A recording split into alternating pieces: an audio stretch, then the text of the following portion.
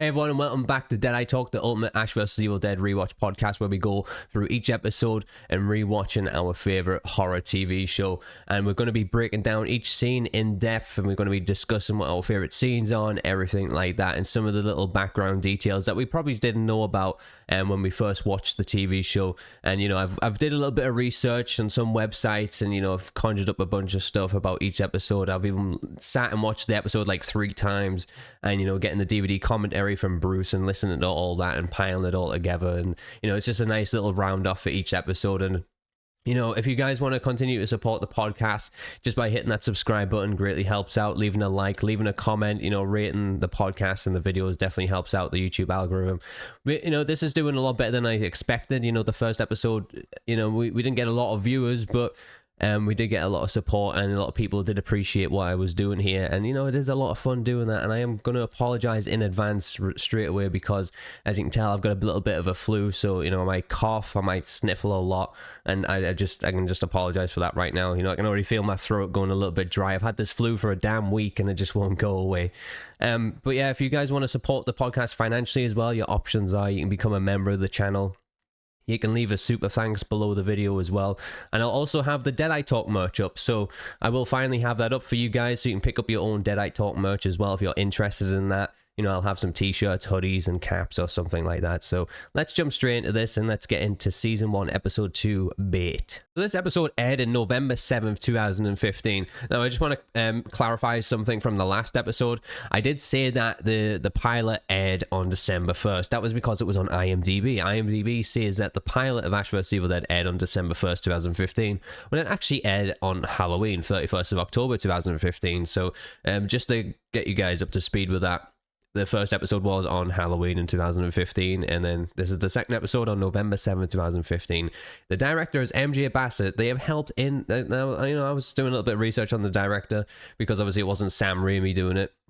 I believe Sam Raimi actually only directed the pilot of Ash vs Evil Dead, but he was there to be a producer and, to develop it for TV. So they have actually helped in directing TV shows like Reacher, Altered Carbon, Iron Fist, Power, Da Vinci's Demons, and wrote and directed the entire Silent Hill Revelation movie. They also came out as transgender in 2018, so I just call them MJ Bassett. I don't want to get wrong with the pronouns or anything like that. But at the time of making this episode, they were actually male. But yeah, I haven't watched Silent Hill Revelation. I watched the first Silent Hill movie, which I thought was alright. I never watched the second one though. But yeah, it's interesting. They pulled them into doing this. And again, Altered Carbon, probably one of the better TV shows out there as well. And Reach is a good one as well. So they definitely have some good clout behind them, and doing some directing there. It's written by Dominic Diakes, I want to say. I looked up on his IMDb, no notable credits that I'm familiar with, and anyways, which is, kind of evidence with what happened in this episode, I'm not gonna lie. Developed for TV by Sam Raimi and Ivan Raimi.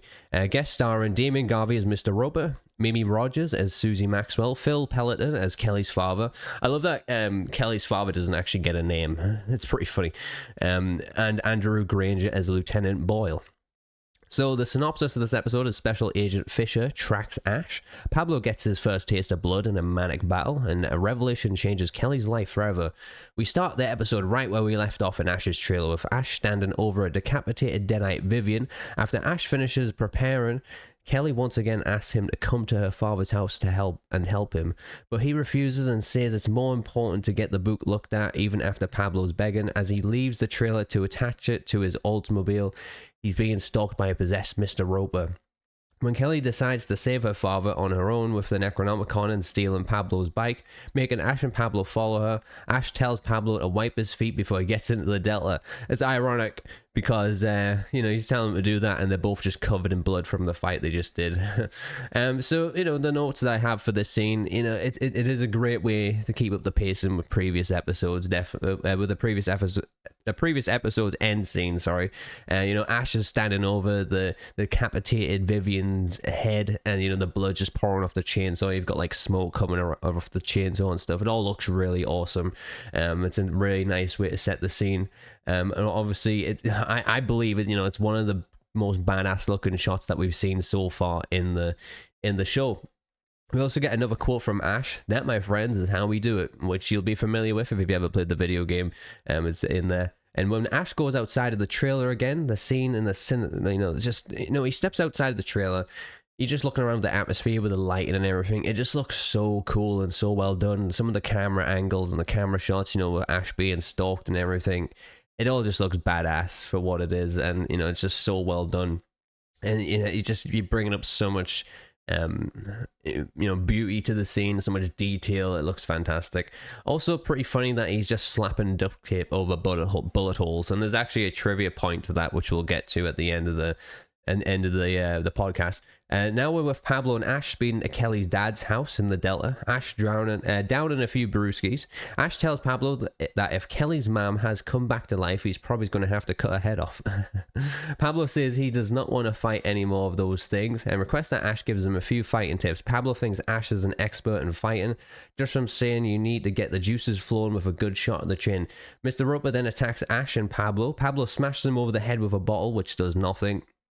In the struggle, Ash resorts to using the broken bottle to cut away at the neck of Mr. Roper, who tells Ash he is an old failure and wouldn't be able to stop evil. Ash grabs him, holds him out of the car window and decapitates him whilst saying the line, "Heads up." Thanks for the heads up, and then decapitates him. So there's a recurring theme here. I don't know how many Deadites we've killed so far, but they're all getting decapitated, which is pretty awesome. Now we're definitely back with this scene. Honestly, we're back. Obviously at the end of the pilot, we're seeing Ash taking out some Deadites, but this definitely cements Ash being back as the Deadite killer, the one-liner that we love. So it just solidifies that a little bit more. Again, another insane kill for Ash to establish his character being the Deadite Slayer once again. Bruce in this scene does such a good job at sticking the comedic lines and holding up being a cocky badass taking out a Deadite at the same time. More great character building in this scene for Pablo as well. Still coming to terms with what was happening and how to deal with these Deadites. Ash showing them who's boss again by taking them out by any means necessary. Also, the quote from Ash just before he decapitated Mr. Roper, "Thanks for the heads up," is a classic Ash one-liner. Damian Garvey's performance playing Deadite Roper was amazing as well, I thought. He's a guest star. He was only in the first episode for a few scenes, and you see him get possessed at the end outside a value stop. The guest star could have just been like, well, if you're not going to do more of my character, I'm not really just going to hang around. But, it's like, you got to give them credit there. Later on, you figure out that this scene took a long time to shoot, so required a lot of dedication just from a guest star. And, you got to give him props for that, honestly.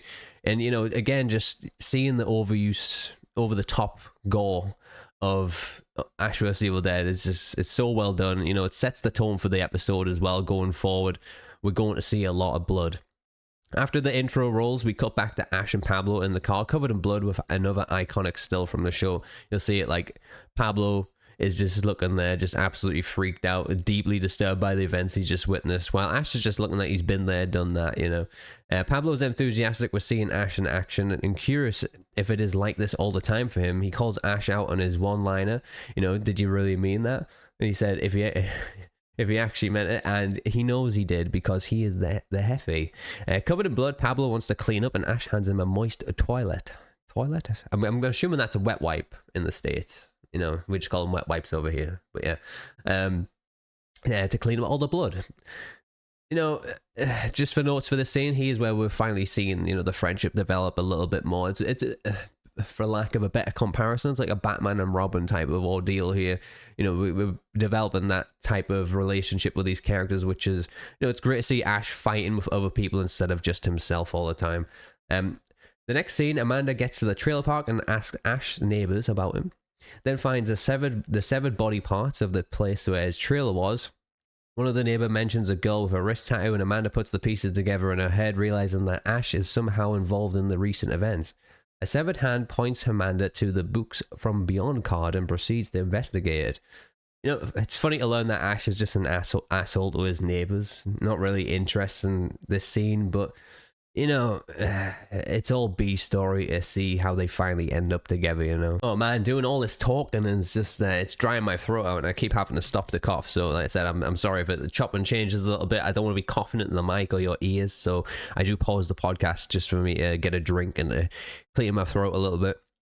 Okay, so the next scene, Ash and Pablo finally arrive at Kelly's father's house where they agree on a plan to bust in, get the book and leave, even with Pablo's broken bottle as a weapon. This is hilarious because, you know, they just smash into the door and Pablo's just holding his little broken bottle there. Like, that's the weapon he gets, you know, even though Ash has got a chainsaw and a boomstick. You know, he could have lent Pablo the boomstick, but, you know, all Pablo's got to get is a little broken bottle. That's pretty funny. So when they smash into the house, they find that Kelly and her parents are peacefully sitting by the fireplace. Kelly's mom is concerned why they're covered in blood. Ash tells them it's from hitting a deer. And when he pulled it out of the grill of his car, it exploded all over them. Kelly's father hunts deer and says he's never seen or heard of that before. Ash tells him that maybe he's just hunting the wrong deer. Kelly explains that 6 months ago, her mother didn't actually die in the crash, but lost her memory and ended up in a homeless shelter in Ohio. Only remembering who she is yesterday, Kelly's mom offers them to stay for dinner. Ash instantly becomes suspicious, tells them that when it comes to evil, if it's too good to be true, it probably is. But Pablo convinces him to stay for dinner and take the book afterwards. Again, you know, another great scene. You know, the scenery and everything in the car at the start of the scene here is just, again, looks amazing. Absolutely hilarious just seeing Ash and Pablo burst in on the quiet family time, covered in blood and holding weapons as well. I also love the fact that Pablo is just standing there holding his broken bottle all scene. Like I said, like throughout this entire conversation, he's just standing and holding that. Bruce in the scene just sets the standards of the character Ash by telling them how it is and won't allow them to convince him otherwise as well.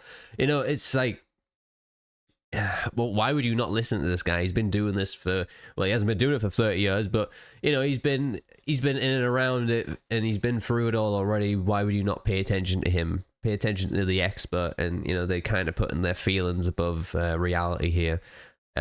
So moving on to the next scene, Ash's neighbors confirm that the police sketch, and Amanda takes a look at it when she's spotted by her superior, who tells her she's not supposed to be anywhere near any crime scenes due to her killing Carson. You know, she didn't kill Carson. Again, I didn't write this. Some of these scene by scenes I pulled off the internet. I filled in some of them that just didn't, like, you know, they literally didn't even mention a certain scene.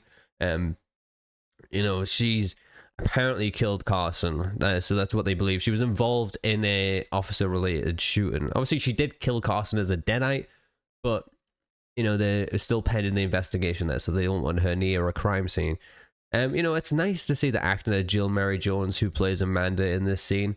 You know, she didn't really have a lot of go off in this episode. I feel, you know, she had probably a minute 30 tops of screen time. You know, she was able to show a lot of confliction, a lot of respect to the superior, Lieutenant Boyle, as well. We also get to see one of the goofiest sketches of Bruce Campbell in this scene too. And again, you know, another guest star, Andrew Granger, who is only in 2 episodes of the show, does a great job of portraying Lieutenant Boyle. You know, he's very believable in that role as well.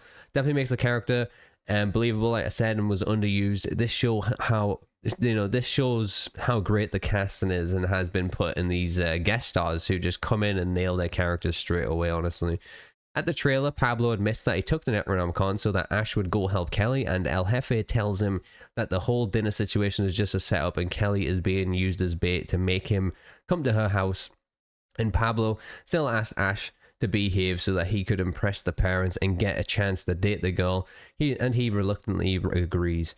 Notes from this, again, Ash just taking a brain chunk out of Pablo's hair and then like feeding it to Eli. It's a nice little touch because, you know, you could easily do these scenes where, you know, they're just standing there talking to each other, getting aggressive. Obviously, Ash, you know, shouting at Pablo like, you know, why do you lie to me, Pablo, like that type of thing. And, you know, they could have just done nothing really. And, you know, just having these little details of like, you know, Ash taking the bit of brain chunk or skin or whatever it was out of Pablo's head and then feeding it to his lizard.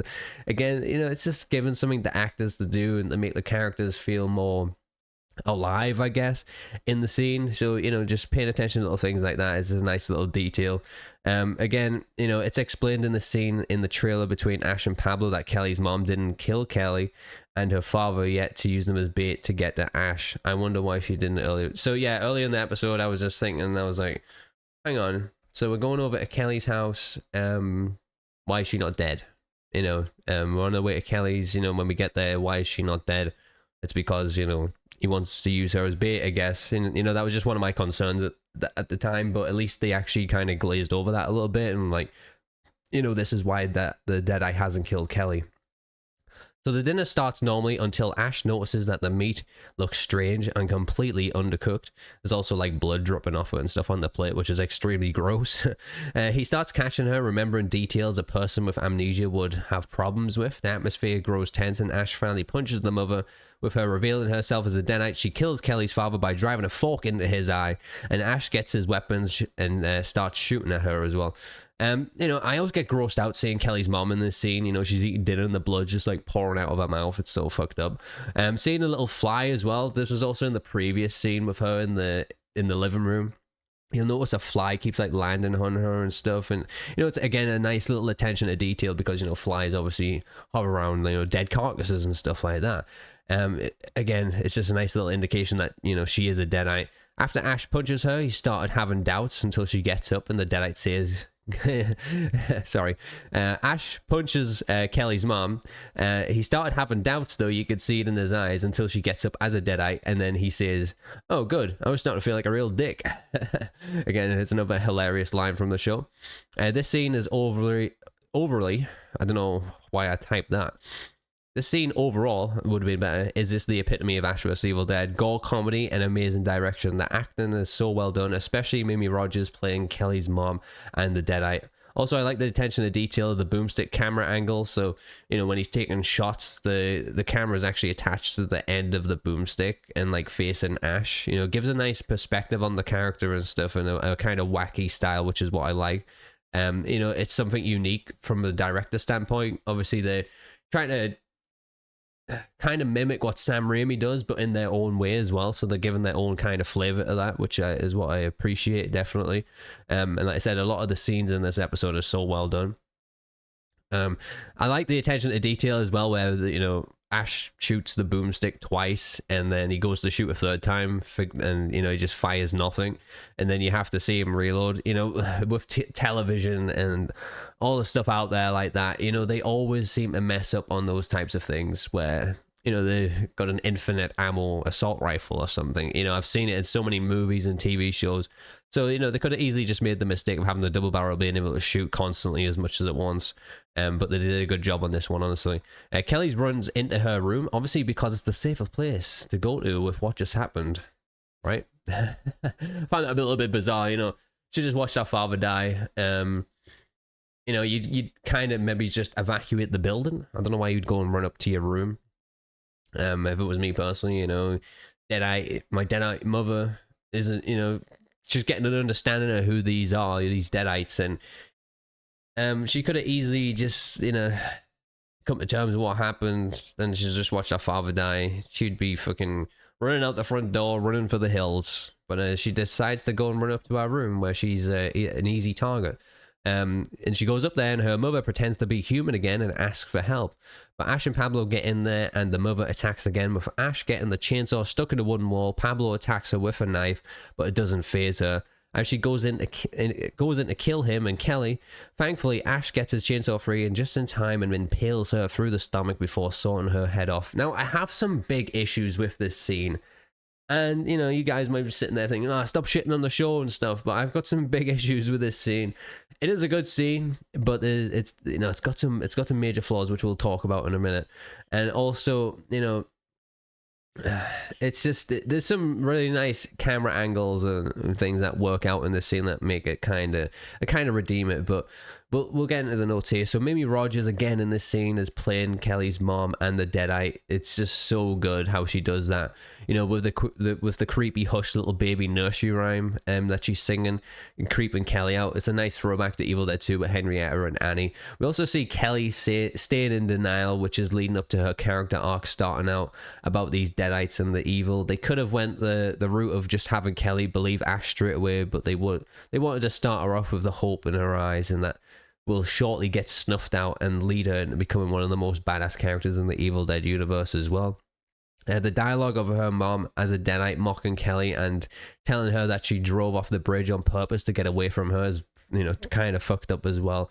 But the timing was cool, transitioning from her mom while she was hugging her to a normal Deadite.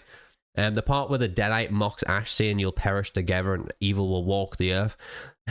Then Ash just immediately shuts it down by saying, yo, yeah, well, you're cooking with shit. I can just laugh my head off of that. Then the Deadite slowly pulling the knife out of the top of the head from Pablo as well. Like, Pablo stabs her in the top of the head. She starts slowly pulling the knife out. And, as they're pulling it out, it's like they're kind of like enjoying it and getting aroused by it, which is just insane. And, seeing Ash going in for the fatality of chainsawing her head off in front of Kelly is crazy. Funny enough, Ash doesn't get covered in blood at all in this fight scene as well, which, I would say there was something more to this, which is probably Bruce Campbell getting involved here, saying, he's always grumpy, getting covered in blood all the time. He's probably telling the other actors, here, see how you like it, and he just gets them covered in blood. And again, another really cool thing about these fight scenes is the choreography of them as well. It's got to take a lot of hours of the day to really get all this stuff down and looking right. Just for, a little 5-minute scene, you've got to appreciate that. It's not as simple as Ash just walking in, blast the Deadite's head off with a boomstick. It shows ways of him fucking up because, he's not trained at all. So, he's going to fuck up. He's going to get his chainsaw stuck into a wall. He's going to get his boomstick, in a bad angle for him to actually get the shot off. And, he almost gets himself killed. Which, again, it's just, he's only got that little bit of experience, but he's still fucking up. Showing him, wasting his only 2 shots and, getting his chainsaw them caught in the wall, like I just said. And then here we go. This is what I have problem with the scene. So, the Deadite has Ash stuck in the wall and, kind of decides to not kill Ash, even though Ash was kind of like the ultimate end goal here, right? So, I kind of thought it was a bit weird that they started focusing on Pablo Kelly. The whole premise, I guess, of this episode was to use Kelly as bait to catch Ash, and now they have Ash. It's like they don't want to kill him, and they go after Kelly and Pablo instead, which again is just really odd. It kind of makes you have some questions about the Deadite or the evil overall. You feel like it does have like a hive mind. They all believe they're all trying to get the same goal, I guess you could call it. But, sometimes it's independent as well. It reacts to whoever pissed them off most recently, so I guess it's somewhat emotional, but again, at the same time, it just kind of doesn't make any sense. But it is Ash vs. Evil Dead, he's got to suspend some disbelief somewhere. But yeah, that's just, some of the problems that I had with this scene, just kind of didn't make sense in that way, at least. In the morning, the 3 bury Kelly's parents, and Ash doesn't seem to be angry at Pablo for deceiving him. Regarding it as a reminder of what he's dealing with, Kelly decides to join up with them, and they ride off to get to Books from Beyond with the Necronomicon. For the final scene with Kelly, Pablo, and Ash, it definitely left our characters feeling more despair and anger with what's going on. Thought it was weird how well Kelly is actually taking it, just watching both of her parents get murdered. And, seeing Pablo trying to match Kelly's need for alcohol in this scene, though it felt kind of desperate for his character to fit in with the group to impress Kelly. I just thought it was a little bit weird, but again, this is also very great in trying to relate the audience with a character because, so many people, including myself, have felt they need to be something or someone they're not to get the attention of, someone they desire, I guess. The chemistry develops further with these 3 characters and actors. Ash with his one-liners about his bait fish needing to remind him where he is in the ocean, and then we've got Kelly mocking Ash, telling him her parents were Jewish, despite watching him make the crosses for their graves. Pablo telling Ash that he does not regret deceiving him to get him there to help save Kelly as well. Again, I don't know what it is with this show and its outside shots, by the way, with the camera angles, the lighting, the exposure and everything. It just looks so amazing. There's a little detail about this in the DVD commentary. Bruce says, it's that New Zealand light. Apparently, just everything they shoot in New Zealand just looks really better because of just the way the light refraction is and everything down there. I don't know how it works, but it just looks fantastic. Again, if it makes the universe of Ash vs. Evil Dead stand out to any other horror TV show, honestly, out there. It's criminal that the show is so well made, it's so well made and only went on for 3 seasons. Even the little details of them driving away from the massacre that has occurred, then you see the windmill kind of slowly turn as well, like the evil is always chasing them. And in the final scene of Amanda finding the books from the beyond and goes to enter it, bit of a weird cliffhanger to leave us on, it's meaning that it's not really a cliffhanger. We're more focused on Ash getting the Necronomicon checked out with the bookstore, and in the next episode we would have felt like Amanda was constantly looking over their shoulders as they get there. It's a weird setup in my opinion, because we already knew Amanda was on her way then anyway. We didn't need the exposition. Again, like, we kind of could have just went into the next episode and being like, all right, we're at the books of the beyond. And then, Amanda finally appears from there. But in the next episode, we're going to go to the books from beyond. And then we're going to be like, Ash, you need to watch yourself, because we already know Amanda's in there, right? So, yeah, it's a bit strange, honestly, doing that. It was just a weird end to the episode. It's like, I don't know, the whole B story in this episode felt so pointless. You might as well have just left it out. You could have done the first scene with Amanda getting the books from beyond card and then just left everything else out. And of course, I suppose she knows what Ash is going to look like now as well. But again, it's kind of weird scenes, honestly. So that's to wrap up all the scene by scene from the episode. I thought it was, relatively decent. Now let's move on to interesting things to note. So this is from the DVD commentary by Rob Tapper, I believe, the executive producer, Dana DeLorenzo, I heard her pronounce in the DVD commentary, who plays Kelly, Ray Santiago, who plays Pablo, and of course Bruce, who plays Ash. Dana knew she was going to be cast in this 2 days after doing the screen test with Bruce and Sam. She didn't think she would get it. She can't scream because of her voice, so how can she do a horror? She didn't think she would be able to get, she didn't even think horror would be in her wheelhouse. The original audition was Pablo hitting Kelly over the head with a frying pan as well. I kind of get that, because I believe it's in the kitchen scene, the dinner scene, when Kelly's dad gets impaled in the eye with the fork on the table. You see Dana trying to scream as Kelly, and her voice is cracking really bad. So I kind of get what she means by that. But, she does have that raspy voice, I guess, where she can kind of get away with it. And it does make her more of a badass character rather than a scared character, So that's why she does suit the role very well. Ray found out he got the job walking around in a Whole Foods in the cheese aisle. That's what Ray said. That's when he found out he got the job. The producer wasn't sold on both of them at first, but Sam convinced them. Sam asked Ray if he was in good shape, and Ray just ripped his shirt off and went, hell yeah. Ray loved doing the same with Ash in the car, because it made him really enjoy doing the show and made him love his job as well. Bruce gave the director a hard time. The director told Bruce during the car fight scene that you're going to get covered in blood. And Bruce was very skeptical, thinking, okay, maybe we don't only get, there's getting covered in blood, and then, there's getting covered in a little bit of blood. But then Bruce eventually had to accept that, oh yeah, I'm going to get covered in a lot of blood here. He said he was pretty much choking when he cut open Mr. Roper's neck with a bottle, because, gravity just made it all the fake blood just, hit the back of his throat, and he was almost choking with that. Ray said that the sequence took a long time to shoot, and the delta stunk when he was doing it. Ray was scared of Bruce and Ash in this scene when he was being yelled at for Ash for taking the Necronomicon, so when he comes clean to Ash in the trailer, he's getting the Necronomicon, and Ash says, how can you lie to me, Pablo? Ray, kind of falls backwards when he's doing that, and that wasn't scripted. That kind of just happened with Ray, because he was kind of scared of Ash. It was scripted that Ash would head out to the hallway during the dinner scene and talk to his reflection in a mirror that would tell him that he was correct about Kelly's mom being a Deadite. The stunt guys actually turned around and said it would be better if he just kicked her in the face. Of course, that turned into a punch later on, but it's pretty funny how they alter little things like that.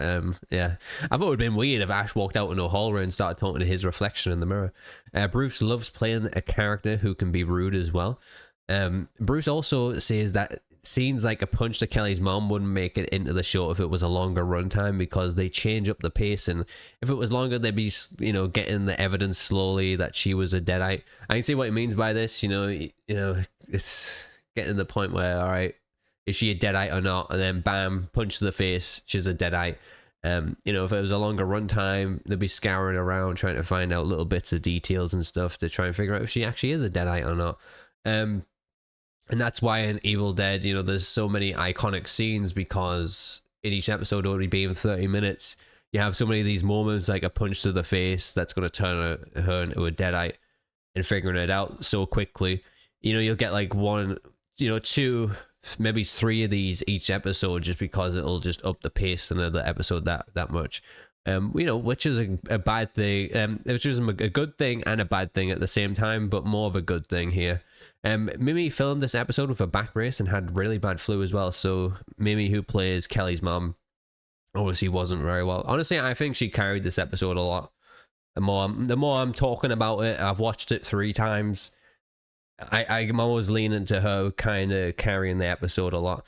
Dana actually really jumped when she walked into her bedroom and put the light bulb on and it popped. She actually jumped because she wasn't expecting it. She was also extremely creeped out by Mimi singing the nursery rhyme. Ray tried so hard to look as cool as Ash when he entered the room as well. Felt like he came in looking like an idiot. Bruce using the chainsaw to cut through her neck is him cutting into pressurized hoses, so the blood goes randomly over Dana and Ray as well. At 10:46, the camera pans to Mimi Rogers, Kelly's mom's face. A fly is seen landing on her forehead and buzzing around her face. This is from IMDb trivia, these ones. All the other ones was from the DVD commentary, so that was it for the DVD commentary. This is from IMDb trivia. Flies are usually attracted to death and decay, and maggots feast on the decay of corpses. This is a subtle hint that Kelly's mom is actually a Deadite. Yeah, thanks for that. The duct tape and bullet holes mentioned is likely a reference to Evil Dead 2013, in which the protagonists deal with various serious wounds by using duct tape. Shortly after Kelly's, I know I've actually never thought of that. Shortly after Kelly's mother reveals herself to be a Deadite, she's heard singing the lullaby "Hush Little Baby." This is a reference to Evil Dead 2. Yeah, we discussed that as well. All right, so that's all the interesting things to note about this episode. And now let's jump into some episode counts here that we have. So this episode, Ash's blood splatter count is only once, and that's from Mr. Roper. He actually doesn't get any more blood on him in the episode. He gets like some tiny drops, but we're talking about, you know, full on getting covered in blood all over his face and everything. And yeah, that's only happened once in this episode. So the overall blood splatter count is twice. We've got 2 right now. We got one from Vivian, and we've got one from Mr. Roper, I believe. So the Deadite kill count so far is 6, I believe. So, you know, we had Vivian, was there only one other Deadite in the trailer that he killed? Or was it 2? I can't remember. We also had the wrist tattoo girl as a Deadite who died, Mr. Roper, Kelly's mom, and I want to say, oh yeah, Carson as well. So that's 6, right? Unless you want to count the little Laurie doll, and that's 7. Yeah, let's say that. So it's on the safe side. We're at the Deadite kill count so far in this season is at 7. Now, let's move on to your thoughts of the episode. Now, I'm a little bit disappointed, guys, not gonna lie. I put out a couple of posts in the community. Nobody responded to them about, you know, I know people are rewatching the episode with me, but unfortunately, you know, only Sporter and Hotshot came back with their responses to the episode. Now, I know some of you did watch the episode. You know, some of you may not be able to watch the episode, and you might just be following on the podcast, but I would like to hear some more thoughts about the episode so we can, you know, bring the podcast out a little bit more. Let me, you know, see some other perspectives of the episode that I may have missed. But let's jump into Sporter thoughts. Sporter has written a whole lot about this episode, and let's see what he has to say. Okay, so Sporter said this is a great episode, and it definitely keeps the momentum of quality that the pilot episode had, with the switch of directors from Sam Raimi to Michael J. Bassett. I was a bit worried but hopeful and curious of Bassett's style and if he would be able to continue Sam's vision of these brilliant characters and the world that they're engulfed in. I was also thoroughly surprised and satisfied with the directional debut of Bassett for the show. Yeah, like I said before, you know, it looks like they actually had some caliber and horror background, obviously doing the Silent Hill movie and, you know, working on, you know, TV. I mean, they probably did Altered Carbon after Ash vs. Evil Dead, but, you know, they have that type of caliber about them as to where they can sort of adapt to whatever show they're doing or whatever genre they're doing and kind of do a good job. So yeah, focusing on Bassett first, I really loved some of his shot expositions in this episode. Definitely some of my favorites so far. For example, I really love the use of extreme close-up shots throughout this episode to encapsulate the sheer intensity and suspense of the narrative. There are so many scenes that are used perfectly, such as the car scene with and the dinner table scene. Bassett used these shots in such a way to get the audience to think they feel a certain way. Another shot I adore. Yeah, I mean, like you said with the close-ups, you know, when Kelly's mom's eating and, you know, the blood, it's like a close-up of blood falling out of her mouth, you know, that yeah, definitely made me feel a certain way. Another shot I adored was the use of the camera being strapped on Ash's shotgun. It was sort of posed as an alternate perspective shot to present a bombastic and wacky action scene that we see this shot used in, which is with Ash and Kelly's map. It is a really smart shot to use in the heat of the moment. Yeah, it is. It kind of ups the tempo a lot of the action sequence, which does a really good job of that. And, you know, it's not, you know, sometimes when you're doing those shots, it can get a bit too motion sicknessy, I guess, for the audience, but, you know, I think they did it in a really good way, where it was kind of cutting to that happening and then cutting back to what was actually happening from what Ash was seeing, and then cutting back to that. You know, it wasn't just constantly stuck on the boomstick, which you know, if they did that, maybe it probably would have been overused, but they did it in a way that was really smart, and yeah, it definitely kept the pacing up for the fight. One final shot I took note of was the low angle cowboy shot when Ash is chainsawing Kelly's mount to pieces. This is actually my favorite scene in the entire episode, because I don't know what it is, but the angle and everything just looks so spot on. And then just the way Ash and Bruce's face looks when he's about to do the execution just looks so awesome. It's definitely like my favorite scene of this episode, 100%. You know, the use of the shot with the blood seeping down and splashing all over the camera as a POV shot was so unique as well, and refreshing. This further aspirates, I want to say, I hope I said that right, the complete bonkers vibe of the show. Bassett definitely exceeded my expectations as a director, and while he tries to mimic Sam Raimi's vision in a good way, he also puts his own spin on it as well to make it just a bit more unique and also honor Raimi's work, which is what I respect the hell out of. Like I said, yeah, when I was talking about the director earlier, you know, they wanted to pay tribute to Sam Raimi, but they also brought their own flavor to it, which I thought was really well done. Looking at the music in this episode, I didn't really pay attention. I mean, there was a couple of songs that played, but, you know, I didn't know the names of them or anything. I think it was one when they're in the car fight scene, and then obviously the end scene when the credits roll. But Sporter says, I thought it was implemented exceptionally well alongside the narrative. Songs like Highway Star and Knife Edge by Emerson, Lake, and Palmer are implemented in such a way that it is interconnected with the narrative. For instance, the final scene with Amanda approaching the bookshop, the lyrics in Knife Edge kick in. The only fear breaks the silence as we all kneel, pray for guidance, holds up with Amanda in the moment. She's beginning to understand what she has gone through and the current debacle she is now in, and in that welcoming the fear is the only way forward. But with the fear comes hesitation within her, as we all get with fear, so she is praying for some guidance when embracing the fear, which later alludes to a certain character. It's just things like that that makes the show that much better. I agree. Yeah. You know, there's always a lot of foreshadowing. There's a lot of little background details that kind of enhance characters and what they're going to go through. They do it in a really good way. And the song continues to link with the narrative throughout the whole show, and I will bring up in later episodes where it also blends very well. A small negative I have with this episode is some of the acting. While I'm aware that this is Evil Dead and all, I was a bit disappointed with some of the acting. I thought Amanda was a bit too shallow in this episode. Look, I might disagree with you a little bit here. I thought her acting was fine, especially the way she kind of carries herself when she's investigating Ash's trailer spot and stuff, and talking to the neighbors. I just think she didn't have a lot of screen time. I think that's it. I think it was more of the writing, because if we look back at the writer here, again, there was no notable credits that I've ever seen this person write anything relatively, you know, worthwhile mentioning. At least the director has done, you know, some noteworthy things like Reacher, Altered Carbon, and, you know, they've done a bunch of other things as well. So they, you know, they have a better reputation there. But the writer, maybe not so much. And I'm not sure how many episodes this person wrote for Evil Dead. I believe they might have only did 1 or 2, but we'll see what happens. I could be wrong. They might have wrote the whole show, which I don't know about that. But yeah, I think it was more of a writing standpoint here, and I think they missed the mark a little bit with the writing of this episode. But yeah, it's like you said, he not sure if that was down to the writing or the actor herself, but she just felt very watered down in this episode. I agree.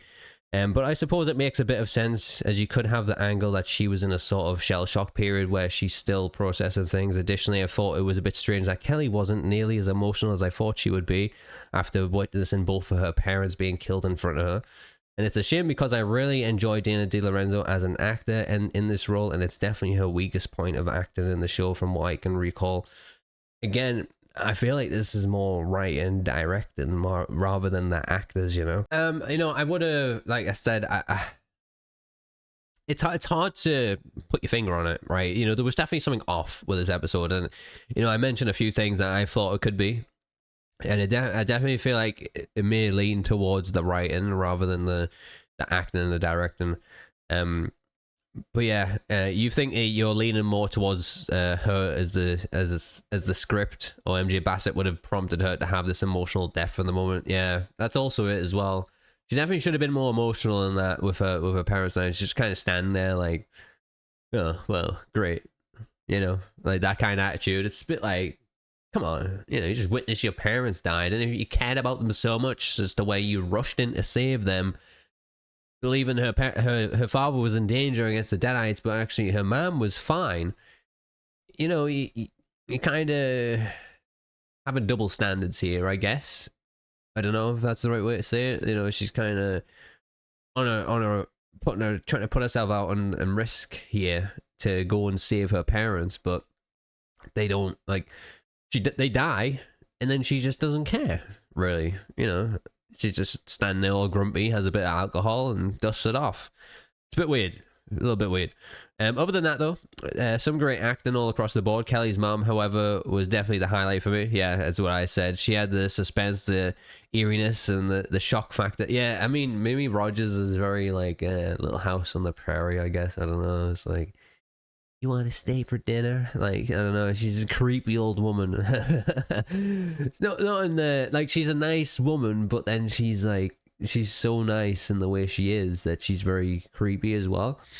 It's the same, like, Kelly's father is kind of scared of her as well, you know, when they're putting the dinner out and stuff. And Kelly's mom's like, oh, we don't allow guns at the table. And, you know, her father just, like, and Bruce goes, oh yeah, but you know, you'd understand, you're a hunting guy, right? And he just kind of looks at his wife like, huh, and then just goes and sits down. It's yeah, you know, there's a little bit more to the character there with just some of these little suspenseful moments that was brought to light. And you know, they could have just made her a very bland character, but I think Mimi Rogers definitely stood above everyone else in this episode, and maybe it's Bruce as well. Bruce Campbell also compliments her very well in the dinner table scene. Definitely my favorite scene in this episode.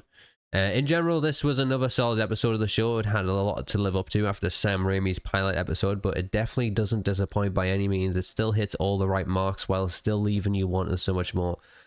Sporter gives this episode a 2 out of 3 chainsaws. So with the rating that we do for this show, we get 3 chainsaws being the highest rating you can give it, and then 3 boomsticks being the lowest rating you can give it. And then down the middle is a pink fuck. So if you think the episode was kind of, it was okay, you'd give it a pink fuck. You know, if you kind of like it, you'd give it 1 chainsaw. You know, if you thought it was slightly better than an average episode, you give it 2. But yeah. There you go. And obviously 3 out of 3 would be outstanding, like the pilot. So Sporter gives it 2 out of 3 chainsaws. So Hotshot has some thoughts. But yeah, I appreciate all your thoughts there, Sporter. Obviously you rate a whole lot compared to the pilot there. And you know, me having having to read all that.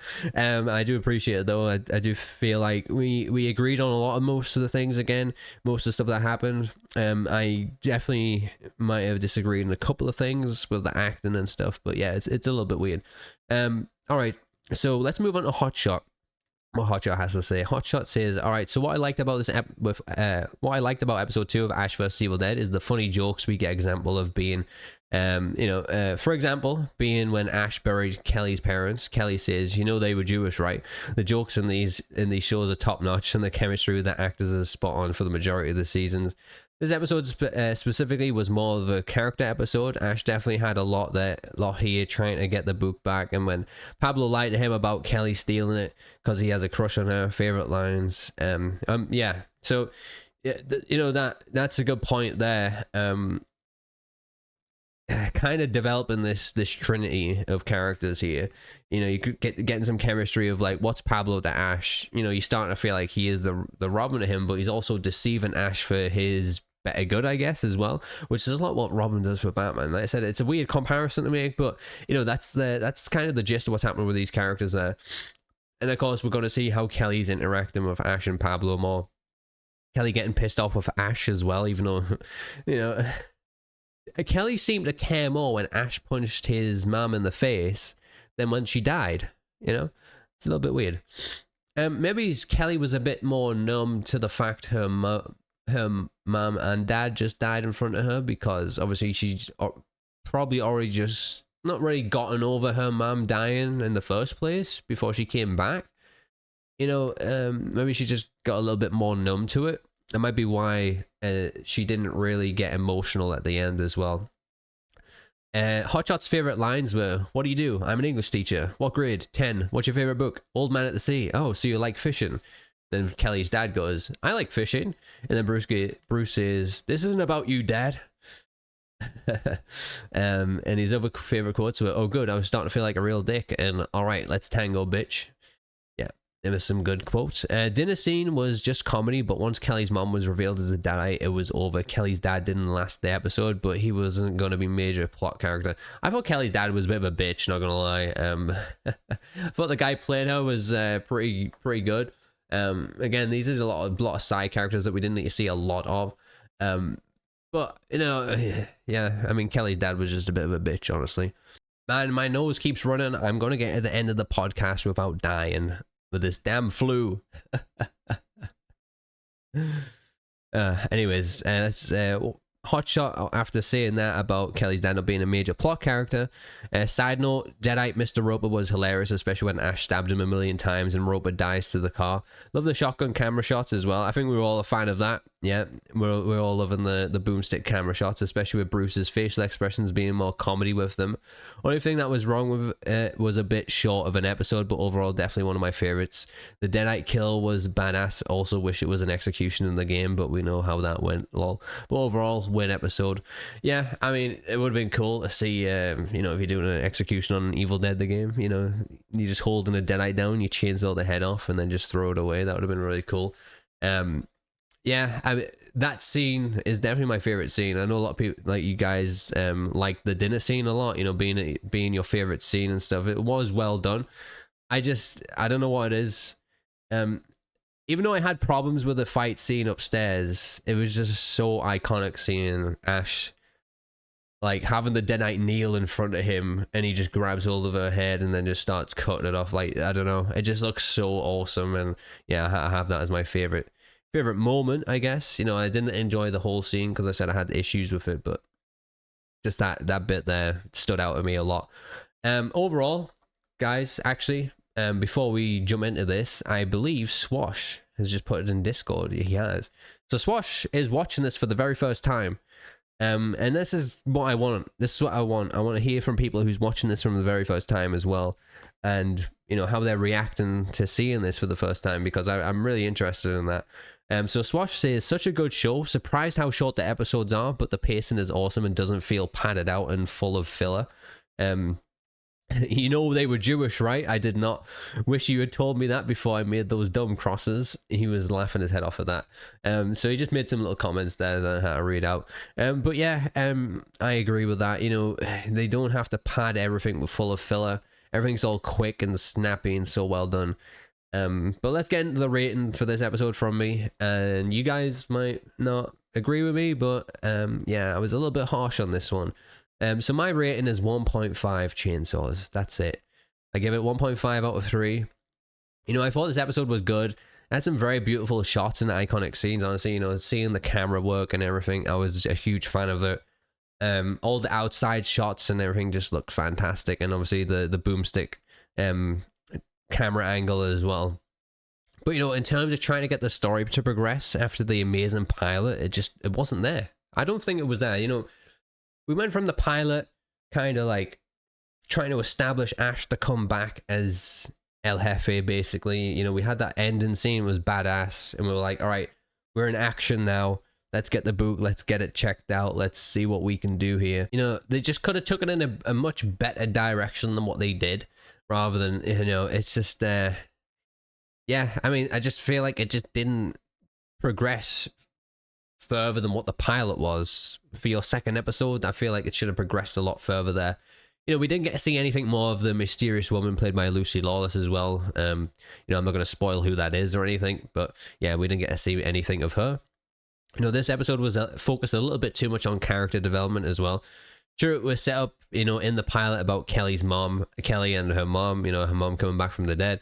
But I feel like it was just, like, if we just went from what we seen at the end of the last episode to quickly dealing with her mom, I don't think we needed to spend that, you know, the entire episode pretty much focusing on them so much. You know, we could have just quickly dealt with her mom, you know, went and got to Book from Beyond, and then, you know, the cliffhanger could have been Amanda finally seeing Ash in the bookstore at the end, and then, you know, cut to the next episode or something like that. You know, we could have went from the trailer to Kelly's house straight away. We probably could have had like the 10-minute scenes play out, you know, of them fighting each other and stuff. Obviously, we'd have the Mr. Roper fight as well at some point. You know, you could have fit that in somewhere.